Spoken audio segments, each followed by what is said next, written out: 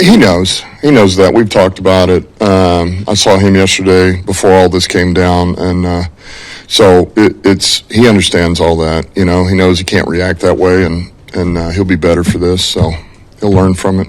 It's an emotionally charged game, obviously, very physical, a lot of stuff going on. How do you tell the players, all the players, not just him, how to kind of walk that line of staying, aggressive, emotionally invested, all that stuff, but being smart so that you don't hurt the team?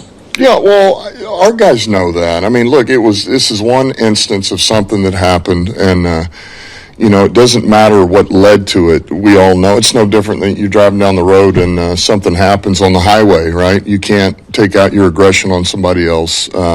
Can't cross that line. Our players know that. Brian knows it. He's fine. He'll learn from this and be better. Listen, he's an outstanding young man. He really is, and he's got a big heart. And he made a mistake, and he'll learn from it. Did he address the team? Does he say anything? What's that? He addressed the team. Does he do anything? No, not that I know of.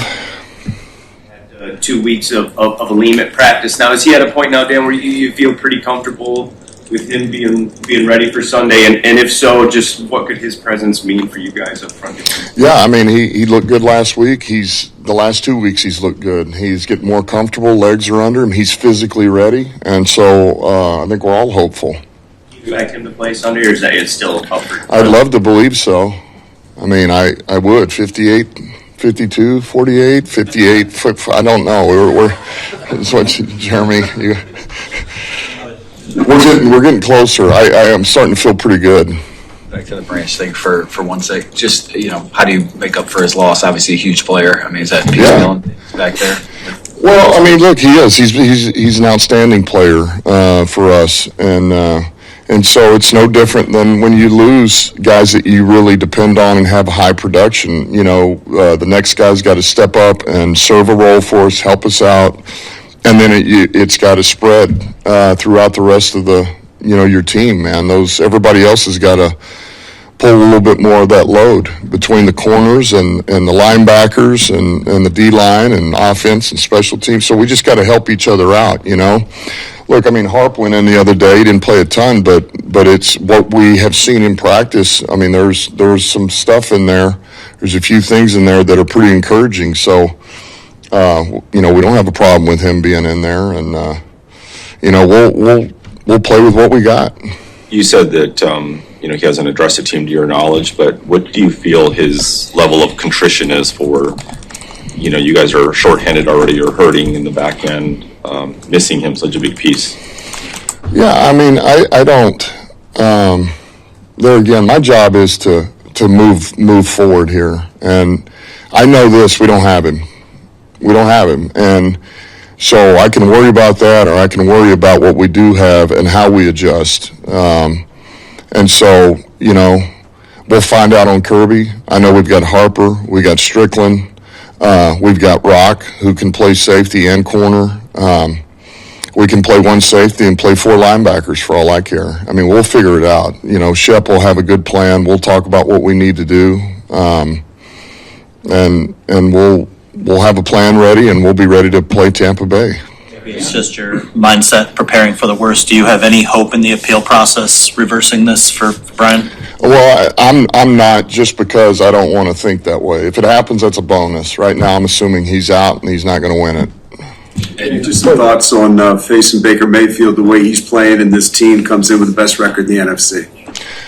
They're playing hot football. It's a very good team. Baker is, you guys know, I got a lot of respect for Baker Mayfield, the way he plays, his leadership, his ability to push the ball down the field, make plays with his legs. I just think he's playing at a high level, So, he's a guy that gives them a chance.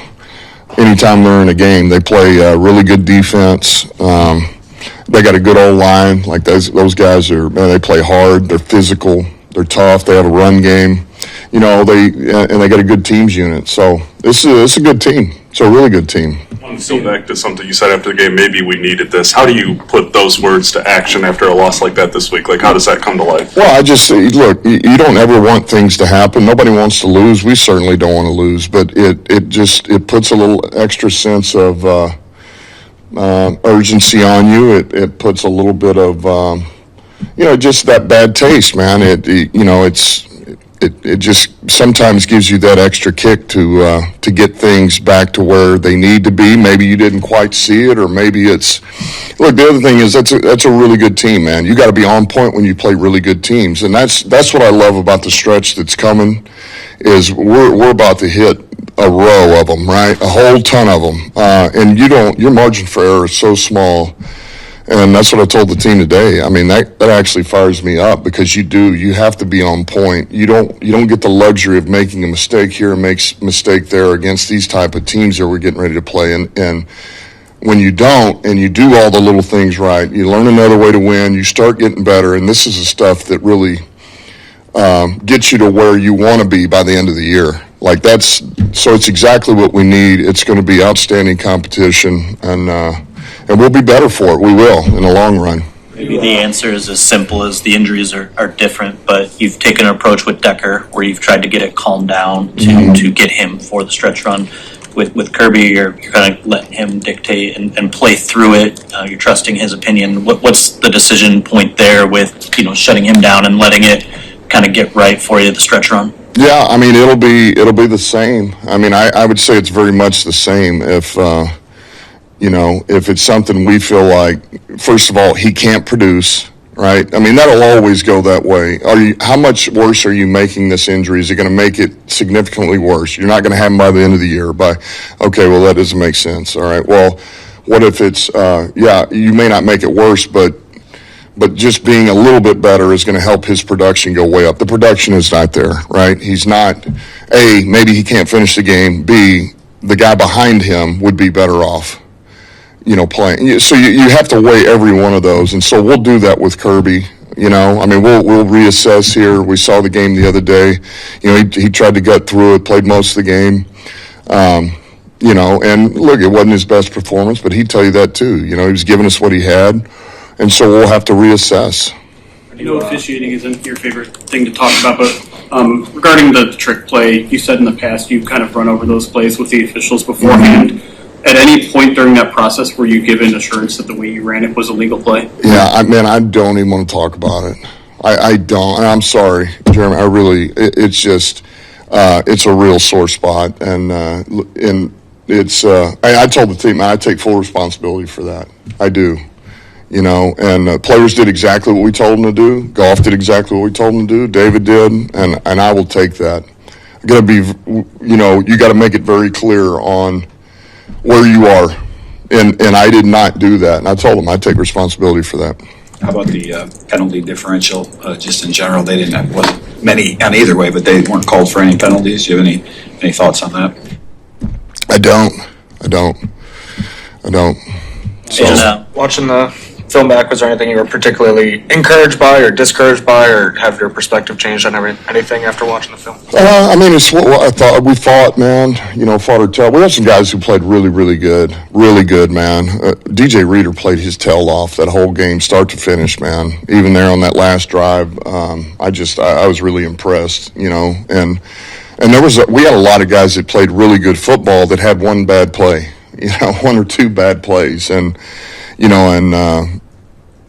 we just kind of took turns as to when those popped up, and that hurt a little bit, But I mentioned it, once you get in that type of game, it's more when those pop up, the timing of them, being able to overcome one with another unit or another player, or, we were a little out of sync. So we'll be all good. Your running back rotation has kind of flipped this year with Jameer earning kind of the starting role. When you kind of look back over the first quarter plus of the season, do you worry at all about the balance and maybe David not getting the portion of the pie that maybe you want him to or he's used to having?